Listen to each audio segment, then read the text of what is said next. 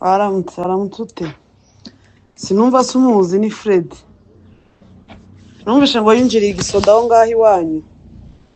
Agenda agikora ariko agikora azi ko yishe se. Ubimubwire ko se yahwereye. Ntereza hano kugura. Se yahwereye icyo gisoda cy'umuvumo, igisoda cy'umuvumo. Umwana muze yagurishije utuntu twe twose akatwimaraho ngo ari kweskoroka muzengo ari kumwishurira ishuri. Muze yagurishije iyo bwabaga inzira zari zirimo intambara imeze kuri yagenda agura inzira paka agezimo ngo aje kwiga. Ageza adutesheje umutwe araducanganyikishije umuryango muzima. Yatangiye kwambukira ku byangombwa by'abandi dukoze iyo bwabaga tumwishuriye bamwirukanye mu Rwanda nduzi ko bari bamwirukanye kubera kwambukira ku byangombwa by'abandi n'urumogi rwinshi amaze kuruhaga ntagire discipline mu mupaka. Cyo gisirikare cyanyu kitagira training sinzi ko ari cyo azashobora. Ngira ngo umunsi umwe azatumura urumogi yamaye pupera amasasu yo mu mutwe. Ageze muri Kongo mwishurinza amezi ane ncishije amamatera mu mazi ncishije ibiki kugira muze hatazikubita hasi ngo tuzi ko turi kugirira neza muze ko ngiye sinari gukora ibyo bintu mbikorera uwo mwana kuko uwo mwana ni umuindiscipline n'intera hamwe ihagarariye izindi. Anige njya mbona babeshera muze atashaka ko yarabyaye iyo ntera hano kuko twese muze aravuga tugatuza. Ariko uwo mwana niwe nabonye mwana uteye ubwoba yatangiye kumbwira iby'igisirikare ngiye kera yakusaba amafaranga ukamubwira ngo esho ngo nutayohereza none andajya mu gisirikare. Cyo gisirikare cyanyu kigende kiyamuye cyangwa jarara yiba.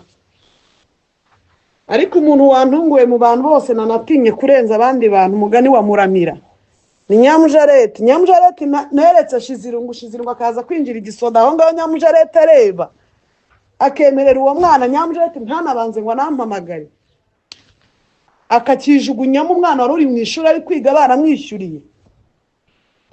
Espe no guhahira abana bikamunanira akishyurira uwo mwana ishuri. Uwo mwana yarangiza agatamo Minerval agata ibintu byose akirukanka akinjira igisoda ziko mugani muzehe ari waduhaye voice ngo bamaze bose ngo abaze hamwe n'abashiki be n'ibiki byose ngo bamaze gufisha abantu 11 muri iyi ntambara. Azagenda arwana ubwo muyomba atarwanye urwo makanika yasize Shizirungu agenda rurwane kandi azafata igihugu. Ngewe kubwanjye bitewe n'urupfu uwo mwana yishe muzehe bitewe n'umubabaro uwo mwana yahaye muzehe yabaga nk'akazarendo kakitomba keje kagahita kamunsaturira umutwe ngewe TikTok hapana kwirwa kamucisha hirya no hino. Kandi ayo manyanga mwirirwa mukorera aho ngaho mufata abana batakoze training bakabahereza teni. Umunsi uzaba umwe ntuzaba ibiri. Umunsi uzaba umwe ntuzaba ibiri ufite ubwenga mufata mujyana aje kuri training cyanzu. Twebwe niyo mwana yakora iki nta uri buve kwizima. Niyo banavuga ngo bamugarure nta n'urugo rw'umuntu yaninjiramo iyo ntera hamwe yarangije kwica muzeru mu rupfu. Agenda bamujyana icyanza agenda akora training naho kujyanyuza umuntu ukamukubitamo teni deja atangiye kohereza abantu amafoto ahetse imbunda ahetse teni yakore training kwandi icyo ni igisirikare cyitwa ngo iki cy'amabyi cy'umwanda bagiye bavuga Kagara. Ngewe ndakagara official wa muhungu wo muri Kenya yaravuze ngo nakagara official. Ngiye ngira ngo mpagarariye utugara mu gihugu mana. Ira bintu byambabaje Nyamujareti yambabaje kurenza abandi bantu bose. Amagambo aje yansubije uwo mwana yaramubonye naranamumweretse nataye umutwe ndi kumushakira ibyangombwa. Abana banyu baryamye mu ngo zanyu bari kwiga aba bandi nibo bari bwinjiza igisirikare. Sheri impereza zanijipo yawe ajya babasheta imbere yaba bari bambabaresha izirungu bakamuntegera imbere bakamumenya. Habe nubwo akanyana ari gusara ngo araza gusaba aho ngaho bamujyana icyanzu. Ngewe yaba bamujyanaga bagahita mukubita urw'umutwe imbere noneho kugira ngo yemere umuvumo muzehe yapfuye amuvumye akazabura n'uzamushyingura.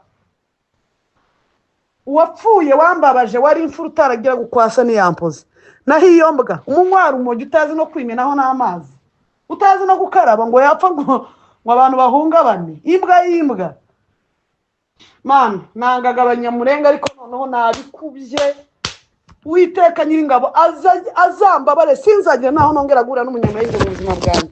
Urupfu bishe muzehe Imana izarubakubira inshuro 800. Urupfu muzehe hapfuye, umubabaro muzehe hapfanye, agahinda muzehe hapfanye. Muzehe apfishije abantu 8 muri iyi ntambara. Muri iyi ntambara muzehe apfishije abantu 8 dabani. Uwo yarasiganye yagurishije udupfura gurisha duhenagurisha dukoko ngo yige. Muramuro Christian ngo nawe najye mu gisoda. Aho makanika yasize arugejeje agenda arurangiza uwo yo imivumo mama yamuvumye uwo ntazarenga ngomo umunsi batangiye kumanuka uwo ntahazarenga uwo amasengesho ya muzehe saa 9 z'ijoro za muzehe warazizi saa 9 z'ijoro muzehe harira hasoni abagabo b'abanyamurenge batagira umutima bahaza amagara yabo bari gufata igipfu kitazi naho bakandira imbunda bakagiha imbunda bakagihatena bakijugunya mu bwato kikagicyanzo kikajya gukora training ariya ntago bisize mu maso shiri cyaba bagiha imbunda kikajya gukora training kikagenda kikajya muri nora bakagihereza training bakamukubita urwo rumugi bakarumukuramo bakamukoresha umwitozo akajya gukora igisirikarazi arabesha araba muri Bukavu aratwarira iyo mbunda muri Bukavu ariko nashizemo umwuka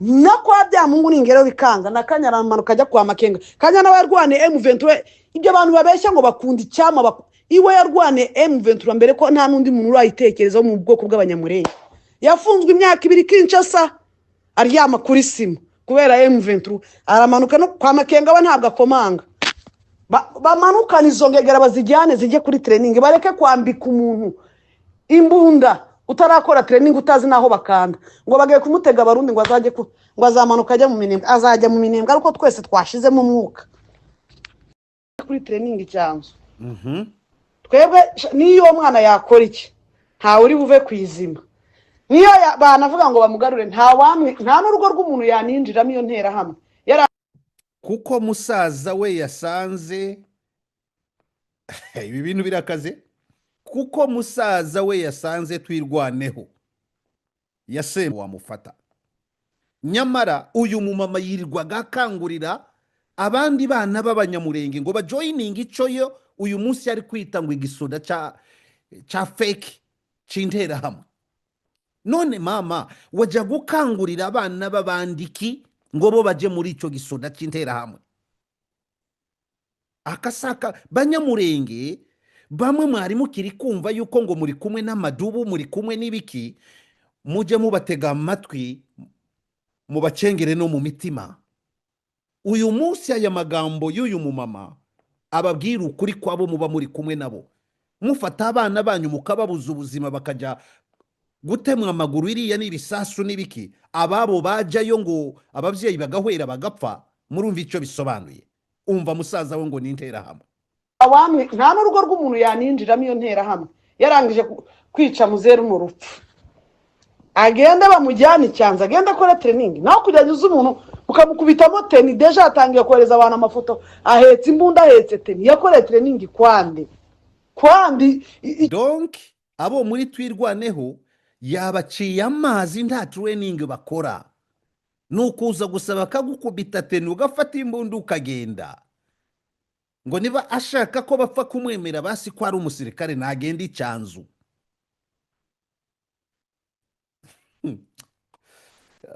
niba bagutambikanye rwose wizize tu icyo ni igisirikare cyitwa ngo iki cy'amabyi cy'umwanda mama gisirikare cyatwirwaneho ni gisirikare nyabaki cy'amabyi cy'umwanda koko ngo sematamu uyu muntu yari kumwihorera amutukire gisirikare aka kageni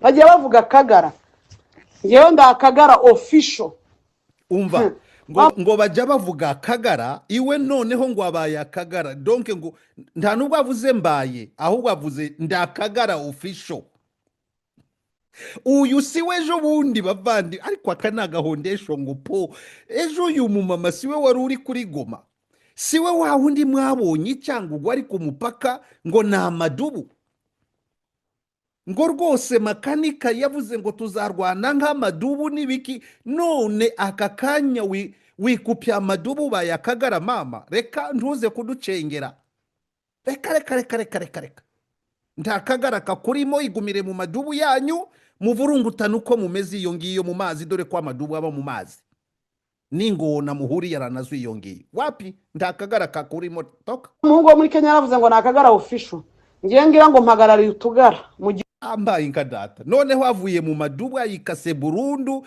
ngo ahagarariye utugara twahehe gihugu. Mana ira bintu ngiye ndakagara official. Wa muhungu wo muri Kenya yaravuze ngo nakagara official, ngiye ngira ngo mpagarariye utugara mu gihugu. Mu gihugu cya Kongo se cy'u Rwanda. Ira bintu byambabaje, Nyamjeti yambabaje kurenza abandi bantu bose. Amagambo ejo yansubije, uwo mwana yaramubonye naranamumweretse nataye umutwe ndi kumushakira ibyangombwa.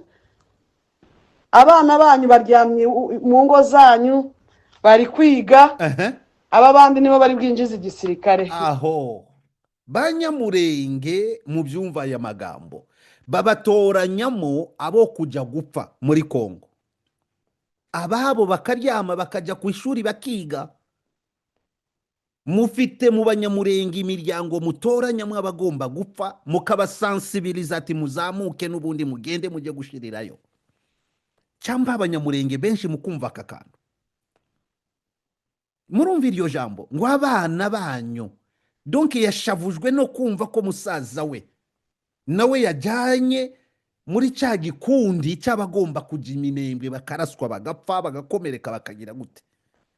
Japo we yumvaga yuko musaza wari muri babandi bagomba kwiga, bagomba gushaka ikashe, bagomba kwiteza imbere, abapfa nabo mu yindi miryango.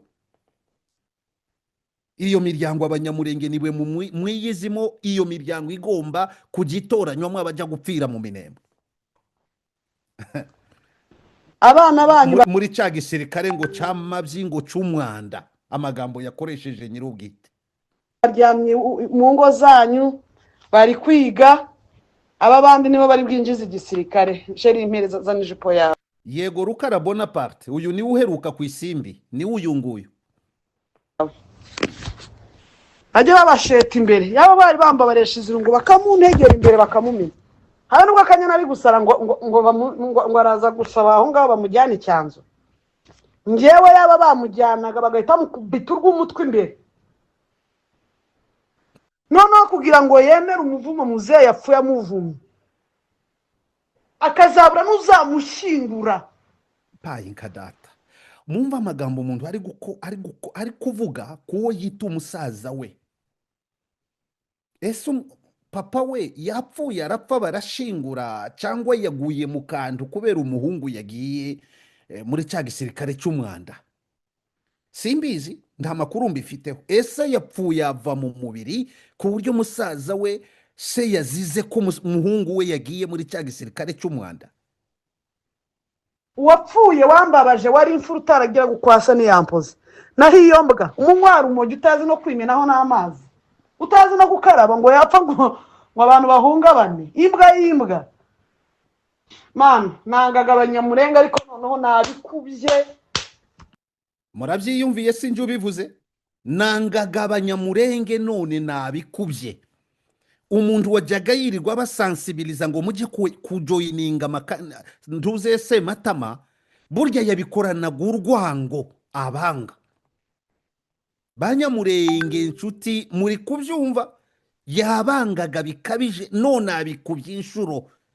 Kumbe bya bindi yajyaga yirirwa basensibiliza amadubu ibiki n'ibiki, yabikoranaga urwango ngo mujye gushirira iriya, mugende mujye gushirirayo. None aho umusaza wagiriyeyo urwango ngo yabangaga yarukubye. Ni gute mwabashije kujyana umwana wabo nawe muri uru rupfu? Uwiteka Nyiringabo azambabare, sinzagira naho nongera guhura n'umunyamahirwe mu buzima bwanjye. Urupfu bishe muzehe.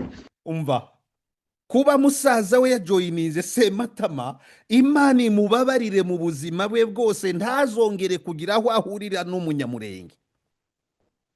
Abantu bari gufata ibi bintu nk'ibintu byoroheje, ariko mu banyamurenge iki kintu gikomeye cyane kibuze ibintu amatoni.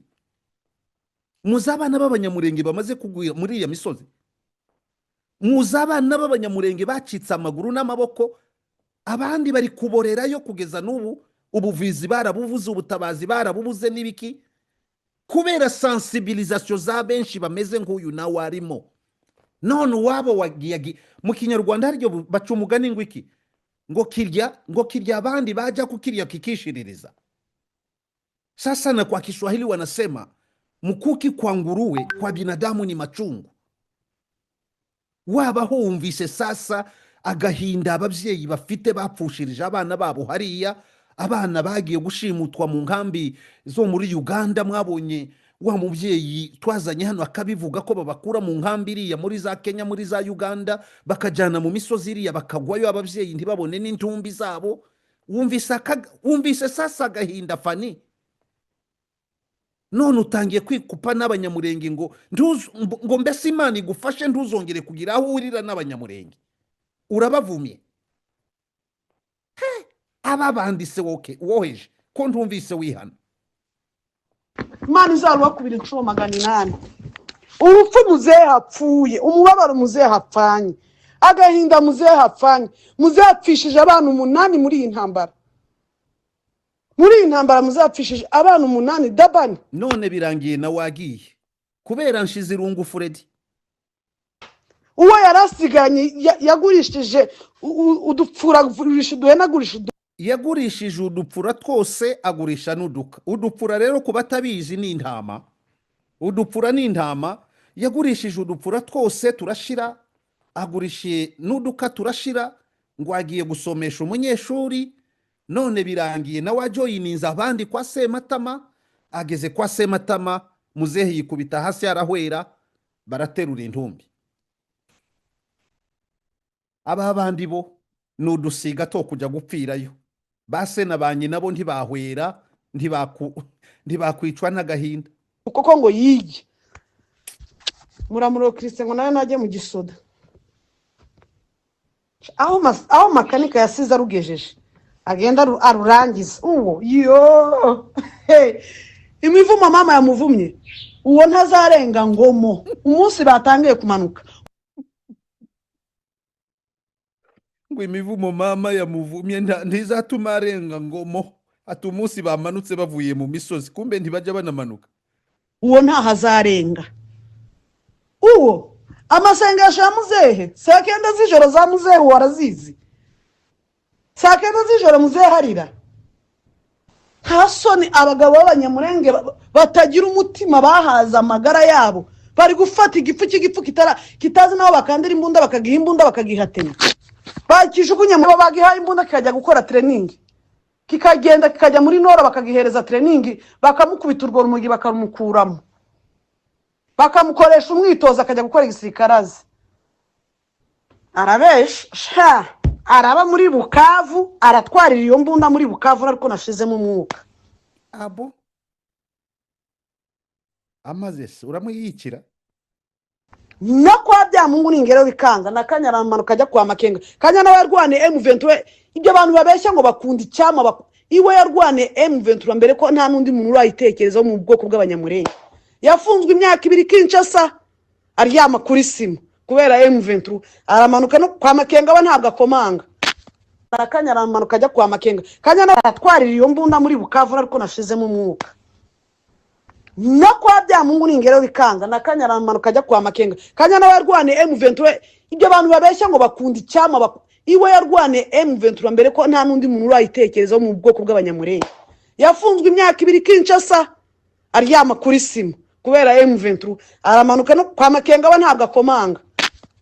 Bamanukana izo ngegera bazijyane zijye kuri training, bareke kwambika umuntu imbunda utarakora training, utazi naho bakanda, ngo bagiye kumutega abarundi ngo azajye ngo azamanuka ajya mu Minembwe. Azajya mu Minembwe ariko twese twashizemo umwuka.